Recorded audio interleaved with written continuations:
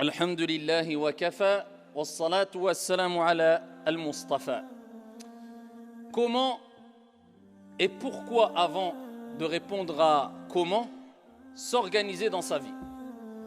Beaucoup de personnes se plaignent de la désorganisation, du désordre qu'ils ont dans leur propre vie. Ils n'arrivent pas à gérer leur vie, leur temps, leur emploi du temps, organiser leur vie, évoluer professionnellement, tant au niveau de leur évolution.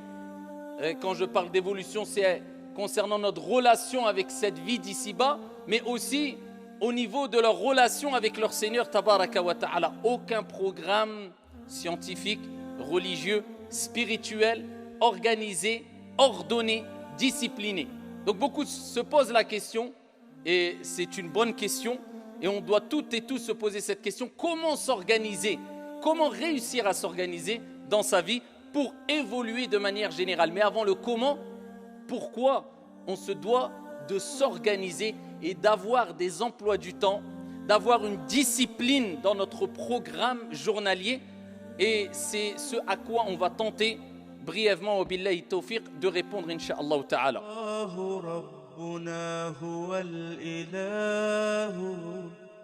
له من الأسماء ما اصطفاه الواحد الحي كذا المليك والملك المالك لا شريك.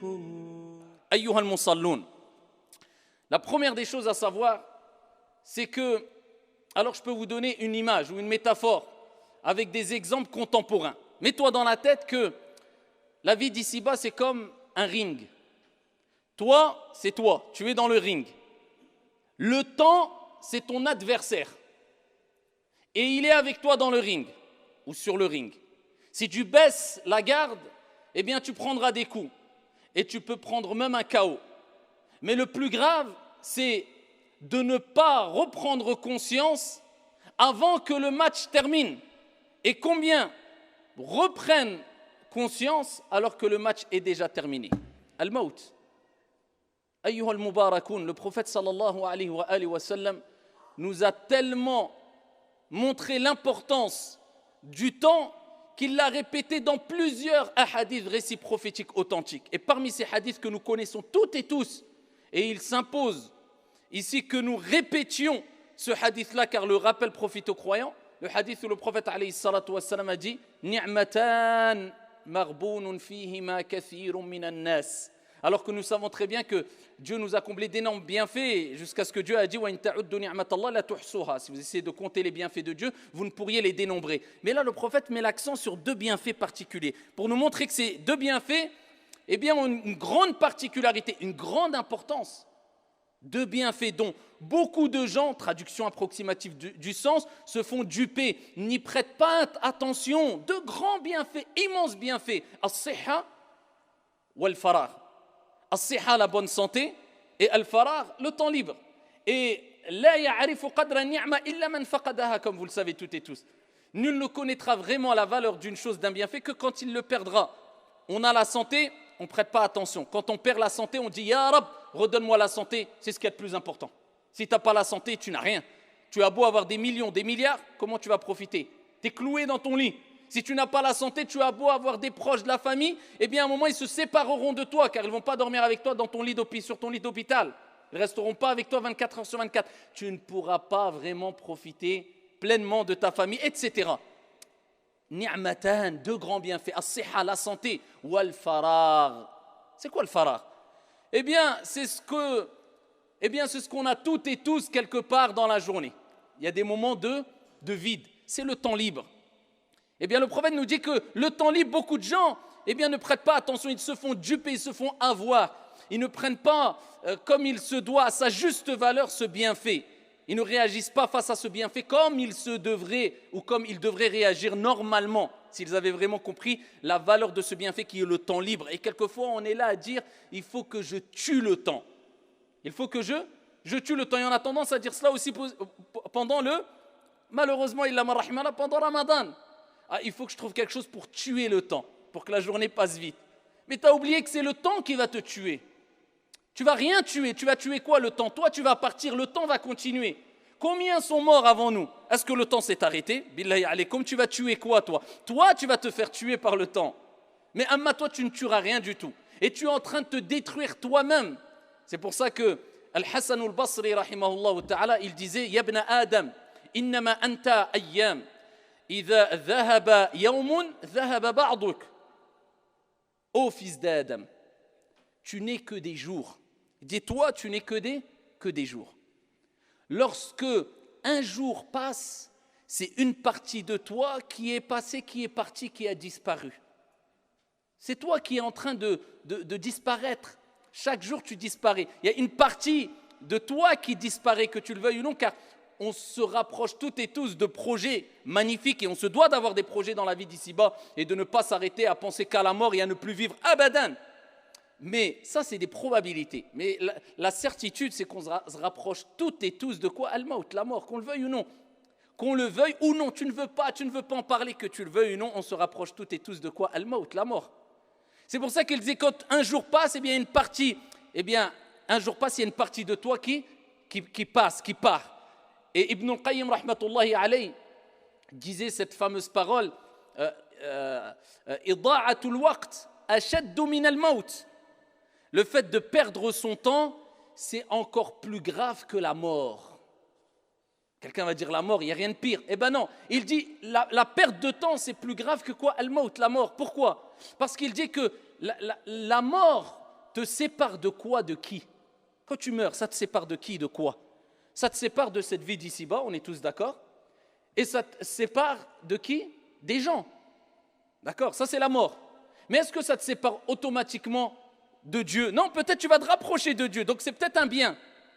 Mais la perte de temps, eh bien, ça te sépare, ça t'éloigne de Dieu et de l'au-delà. Ça t'éloigne et ça te sépare de Dieu et de l'au-delà. Voilà pourquoi Ibn al-Qayyim dit c'est pire que la mort. Et c'est pour cela que le prophète sallallahu alayhi wa sallam nous a mis en garde. Dans le hadith rapporté par At-Tirmidhi bi sanadin hasan, il dit l'heure ne viendra pas avant que, on connaît toutes et tous ce hadith, je dirais plus que cela. C'est pas on connaît toutes et tous ce hadith. On le retient et on le connaît tellement par cœur que, ou plutôt je dirais, on le vit toutes et tous chaque jour à tel point qu'on le connaît toutes et tous par cœur. Et vous savez, quand tu appliques quelque chose ou tu vis quelque chose, tu retiens plus facilement. D'accord, le texte qui a relation avec ce que tu vis ou ce que tu pratiques. Eh bien nous, comme on vit cela, ce que je vais vous citer, tout le monde connaît ce hadith-là. C'est quoi? Le prophète alayhi salatu wa salam a dit l'heure ne viendra pas avant que les années passent comme des mois. Les mois passent comme des semaines. Les semaines passent comme des jours. Et les jours passent comme une heure. Ou des heures, c'est-à-dire la journée comme une heure. Et dans une version, et l'heure passera comme le temps qu'il faut à une feuille de palmier de brûler. Quelques secondes. On le vit toutes et tous ou pas? Et c'est pour ça qu'on connaît toutes et tous en général ce hadith-là. Pourquoi? Al-Qadi Iyad, l'imam al-Nawawi, Ibn Hajar al-Asqalani, et d'autres parmi les gens de science, lorsqu'ils ont expliqué ils ont expliqué ce hadith-là, ils ont donné la raison. Et eux, ils ont dit, c'est pourquoi le temps passera aussi vite? Parce qu'il n'y aura plus de baraka, de bénédiction, ou très peu. Allah Jalla wa Ala, il va enlever, ôter la baraka, la bénédiction du temps. Et donc, quand il n'y a plus de bénédiction dans le temps, comme dans de l'argent, quand tu n'as pas de la baraka, ton argent n'est pas vraiment halal, il n'y a pas de bénédiction, eh bien, il part vite. Quand il y a de la baraka, de la bénédiction, eh bien, tu fais de grands projets avec ton argent. Pareil pour la santé, s'il n'y a pas de bénédiction dans ta santé, dans tes enfants, dans ta vie, etc., dans ton commerce, donc ça ne perdure pas. Eh bien, le temps, il y aura un manque de bénédiction, donc le temps perdurera, il passera très vite. Et c'est quand que Dieu enlève la bénédiction? Eh bien, c'est quand le mal se répand. C'est quand le mal, al-fasad. Et regardez aujourd'hui, dans l'époque dans laquelle on vit, la méchanceté s'est répandue, le mal s'est répandu, le meurtre s'est répandu. Regardez le mal qu'on vit aujourd'hui. Et grâce aux réseaux sociaux, on peut voir tout le mal qui s'est répandu et qui se répand chaque jour dans le monde entier. L'oppression, la pauvreté, des choses catastrophiques qui nous alarment, qui nous attristent, sauf celui qui a un cœur dur. Eh bien, tout ce mal, dû à notre mauvais comportement, le fait d'avoir cet individualisme, cet égoïsme, ne plus aider les gens, eh bien cela enlève la bénédiction dans le temps. Et regardez les gens aujourd'hui, la plupart des gens vivent avec moi. Il y a plus cette il y a beaucoup d'entraide, mais de manière générale, quand on regarde à l'échelle mondiale, il y a un grand manque d'entraide et de compassion envers les gens. Et les gens ont plus de haine que de miséricorde, malheureusement, vis-à-vis des gens de manière générale. Eh bien, Ar-Rahman, le miséricordieux, qui nous fera rentrer au paradis de par sa miséricorde seulement, et par la cause ensuite de nos quelques petites actions, eh bien, comment voulez-vous qu'il fasse miséricorde à des gens qui ne font pas miséricorde aux autres? Eh bien, cette bénédiction, elle part. Et regardez les gens, comment ils vivent. Quand ils voient son frère avoir un problème, au lieu de l'aider, nafsi, moi d'abord, quand moi je suis en sécurité, je penserai à mon frère. Alors que dire de penser à la umma, à la communauté? Hadith wa la haraj. Et le prophète n'a-t-il pas dit, Man kana fi hajati akhi, regardez la baraka. Kana Allahu fi hajati. Comment elle vient la baraka, la bénédiction? C'est en faisant le bien. Tu viens en aide à ton frère, donc tu sacrifies de ton temps, eh bien, celui qui vient en aide à son frère, Dieu vient en son aide. Celui qui donne, Dieu lui donnera. Celui qui dépense, Dieu dépensera pour lui. Celui qui est bon, Dieu sera bon envers lui. Celui qui est miséricordieux, eh bien Dieu sera miséricordieux envers lui. C'est comme ça, c'est du donnant-donnant. Mais comme aujourd'hui on veut tout garder pour nous, eh bien regardez, ça c'est un mal qui s'est répandu. La baraka, elle s'est enlevée. Voilà pourquoi il faut prendre conscience avant tout, avant d'organiser sa vie. Pourquoi? Parce que c'est essentiel, le temps passe très vite. Et il faut profiter de ce temps-là pour faire le maximum de bien et de laisser une bonne empreinte derrière nous, une bonne image vis-à-vis des gens de manière générale. Et organiser sa vie passe par quoi? Par des priorités. Et quelles sont ces priorités? Eh bien, nous, en tant que croyants, en tant que musulmans, nous savons que nous devons avoir des priorités. Cela induit le fait que nous donnons de l'importance à toutes les choses de la vie d'ici-bas aussi, c'est-à-dire comme le travail, la famille, le comportement, bon comportement vis-à-vis des gens, s'impliquer dans la société, faire du bien, etc. Ça fait partie des priorités, mais la priorité, dans toutes ces priorités, c'est ad-din, c'est la religion.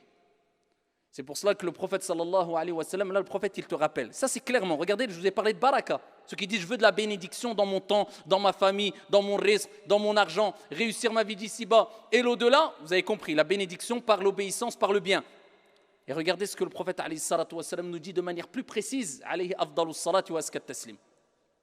Il dit celui qui fait de la vie d'ici-bas son principal objectif. Ça ne veut pas dire que tu ne peux pas vivre, t'amuser, t'épanouir. Non, là le prophète il dit c'est ton objectif principal. Tu lui parles, c'est mon frère, d'abord la vie d'ici-bas, les plaisirs, les vacances, et ensuite oui, il y a le travail, il y a la religion. C'est une option. Non, celui-là, le prophète il dit celui qui fait de sa vie d'ici-bas son principal objectif, eh bien Dieu mettra la pauvreté devant lui. Il mettra le désordre dans ses affaires. Et il n'aura de la vie d'ici-bas que ce qui lui a été écrit. Il se fatigue ou pas, c'est que ce qu'Allah Jalla wa ala ma kataballahu lahu, qu'est-ce qu'Allah Azza wa Jalla lui a écrit. Et Allah mettra quoi? La pauvreté devant ses yeux. Pourtant lui il s'acharne dans la vie d'ici-bas. Mais il a fait de cette vie d'ici-bas mondaine, éphémère, son principal objectif. Le reste c'est quand j'ai le temps, voilà, travailler ou alors faire des choses ou être bénéfique pour les gens, faire du bien, aider les gens, prier, jeûner, aller au hajj, c'est quand j'ai le temps. Ça c'est en option. Eh bien voilà, si tu te poses la question et ça ne va pas, et tu vois que ta vie elle est un peu chamboulée, il y a le désordre, pose-toi les questions, est-ce que tu as mis les priorités, tu as respecté l'ordre ou pas? Et il dit, le prophète dans le même hadith, quant à celui qui met l'au-delà, la vie future, devant lui comme principale intention et objectif, ça ne veut pas dire qu'il ne pense qu'à la mort, il rigole plus, il s'amuse plus, il prend plus de vacances, il n'a pas des projets de construire, de s'épanouir. Non, loin de là. Là, on parle de priorité, c'est tout. Celui qui met l'au-delà comme priorité, eh bien, Allah subhanahu wa ta'ala mettra de l'ordre dans toutes ses affaires. Voilà, tu as mis comme priorité l'au-delà, Allah il s'occupe de toutes tes affaires de dunya. Eh bien, il y a une baraka, une bénédiction que quand tu te retournes vers cette option de toute ce qui est en relation avec cette vie d'ici-bas, tu vois que tout marche bien, tout fonctionne, tout avance. La baraka, qu'Allah nous accorde une bénédiction dans nos vies, dans nos santé, dans nos demeures, dans tout. Amin ya Rab. Eh bien, cette baraka, elle vient comment? Celui qui fait de l'au-delà son principal objectif. Et il dit, Allah subhanahu wa ta'ala va remplir son cœur de contentement. Il sera sa'id, joyeux, heureux, subhanallah. C'est ça la vraie richesse. La vraie richesse, c'est ghina al-qalb, c'est la richesse du cœur. Il est mutma'in, il est apaisé. Et il dit, la vie d'ici-bas viendra à lui contrainte. C'est-à-dire que lui, il ne fait pas de la vie d'ici-bas une priorité, mais Allah, il va soumettre à lui la vie d'ici-bas, les biens mondains. Allah va lui ouvrir les portes. Subhanallah, vous voyez, tout est une question de priorité, de certitude, de confiance qu'on a envers Allah subhanahu wa ta'ala, notre Seigneur. Donc on a compris que nos priorités, c'est quoi? Eh bien, c'est la salat, c'est la prière, c'est le jeûne, c'est le hajj, c'est l'umrah, c'est le siyam, c'est le zakat, c'est faire le bien, c'est aider les pauvres. At'imut ta'am, tadkhulul jannata bisalam, nourrissez les gens de manière générale, vous rentrerez au paradis en paix. C'est de donner une bonne image, d'avoir le sourire. C'est une sadaqa, rencontrer ton frère avec un visage radieux, kama qala alayhi salatu wassalam. C'est de faire ce bien-là. Eh bien ça, c'est ta priorité dans ta vie. Et bien sûr, sans aucun excès, sans aucun non. Parce que Dieu ne t'a pas dit de rester enfermé dans la mosquée, comme vous le savez toutes et tous. J'ai déjà cité le Athar avec Omar ibn al-Khattab, quand il est rentré dans une heure creuse à la mosquée entre le Fajr et le Dhuhr. Il a vu un jeune dans la mosquée, il a dit à Foulan, qu'est-ce que tu fais là, t'es qui? Il dit voilà, je suis un tel. Il dit comment tu vis, qui travaille pour toi? Il dit c'est mon frère. Il dit ton frère est meilleur que toi, sors de la mosquée. Dans une version, il lui a dit de sortir de la mosquée. Dans une version, il s'est arrêté à dire ton frère est meilleur que toi. Pourquoi? Parce que là, la priorité, c'est quoi? C'est de rester toute sa journée enfermé dans une mosquée? Non, c'est d'aller travailler, de se bouger. Donc c'est ça les priorités. Ma relation avec mon Seigneur dans les choses obligatoires. La prière, c'est la prière. Et je sais que c'est à travers ces actes d'adoration qu'Allah va me donner de la baraka, de la bénédiction dans mon temps et dans le reste. Donc c'est pour ça qu'on commence la journée avec quoi? As-salah. Avec la prière. On commence la journée avec la prière. Pourquoi? Pour qu'il y ait de la bénédiction dans notre journée. Même les journées de joie, les plus grandes fêtes en islam, Eid al-Adha wa Eid al-Fitr, on commence la journée avec quoi? As-salah, salatul Eid. Et on écoute une exhortation, khutbatul Eid, pour avoir le maximum de baraka dans tout le reste de la journée. Parce que Dieu veut nous faire comprendre que la baraka, la joie, eh bien, tu peux être joyeux, tu peux profiter, mais il n'y aura pas de joie et il n'y aura pas vraiment de profit bénéfique et durable si ce n'est si tu passes par les actes d'adoration en introduction. C'est ça qui provoque la bénédiction et la joie. Et ça, c'est quelque chose d'essentiel. Et ensuite, bien sûr, en deuxième plan, Aïcha radiyallahu anha wa ardaha, elle a dit quoi? Le prophète sallallahu alayhi wa sallam, il aidait ses épouses dans les tâches ménagères. Nabi, Rasoul, prophète envoyé. Elle dit, le prophète, ceux qui disent, oui, mais l'islam, la femme, il a... Nous, il y a 14 siècles, un prophète envoyé avec cette dure mission, eh bien, il aidait, comme disait Aïcha, ses épouses dans les tâches ménagères. Et par contre, quand il entendait l'appel à la prière, il ne connaissait plus personne. Voilà, les priorités. Là, j'aide et tout, mais la prière, c'est ma priorité. La prière est finie. Ya ayyuhalladhina amanu, idha nudiya lis-salati min yawmil jumu'ah, fas'aw ila dhikrillah wa dharul bay'. Allah il nous dit aujourd'hui vendredi, quand vous entendez l'appel à la prière, laissez toutes négoces et accourez vers le rappel d'Allah Azza wa Jal pour adorer Allah, pour prier, pour écouter le khutbatul jumu'ah. Priorité. Fa idha qudiyatis salah fantashiru fil ard wabtaghu min fadlillah. Allah il dit par contre, quand la prière est terminée, ça y est, tu as mis ta priorité. Qu'est-ce qu'il disait? Répandez-vous dans la terre, allez chercher votre subsistance, travaillez. Mais il y a des priorités dans la vie. Il faut que tout au long de ta vie et tout au long de ta journée, eh bien tu dis mes priorités c'est ça. J'ai fait ma prière obligatoire, j'ai fait mon dhikr. Eh bien ça y est, je passe en deuxième priorité. Ma famille, c'est ta famille qui fait partie des priorités. Et aussi il y a ton travail, ta vie professionnelle pour gagner de l'argent licite et nourrir ta famille et avoir une grande récompense. Mais ici, toutes ces choses qui viennent de manière secondaire, c'est-à-dire la famille et le travail, eh bien, doivent passer d'abord par cet investissement religieux, spirituel, donner ce droit que Dieu a, s'investir pour Dieu dans la religion, aider son prochain. Khayrun nas anfa'uhum linnas. Les meilleurs des gens, ce sont celles et ceux qui sont les plus profitables, les meilleurs pour les gens. C'est pour ça que les compagnons, quand on lit leur siyar, leur récit, leur biographie, on voit qu'ils avaient sacrifié énorme. Pour qui? Eh bien pour nous, pour qu'en 2019, on soit là dans une mosquée avec des beaux tapis, une belle mosquée, dans le confort, en écoutant la parole d'Allah et du prophète alayhi salatu wassalam. Nous, il nous a été demandé de sacrifier quoi? Juste un peu de notre temps pour faire le bien autour de nous, pour les actes obligatoires, pour s'investir dans une mosquée, dans une association, pour aider les gens. de manière générale, pour faire du bien, pour donner des aumônes quand on a du mal à donner des aumônes. C'est ça, c'est ce petit sacrifice qui nous est demandé, c'est tout, à notre échelle, et c'est déjà énorme. Donc prenez en considération ces quelques exhortations afin d'organiser au mieux votre vie. On met la priorité à notre religion et on ne doit pas laisser notre part d'ici-bas. Comme Allah a dit, n'oublie pas ta part d'ici-bas, et tu dois t'organiser pour ta famille, afin de visiter ta famille, de prendre soin de ta famille, de partir en vacances quelquefois pour faire des coupures avec ta famille, pour qu'il y ait un équilibre familial. Tu dois trouver un travail professionnel qui te permet d'allier entre pratiques religieuses, spirituelles et ici, futur projet dans la vie d'ici-bas. Et ainsi, bi'idhnillahi azza wa jal, Dieu t'ouvrira les portes d'ici-bas et les portes de l'au-delà. هذا وصلوا وسلموا رحمكم الله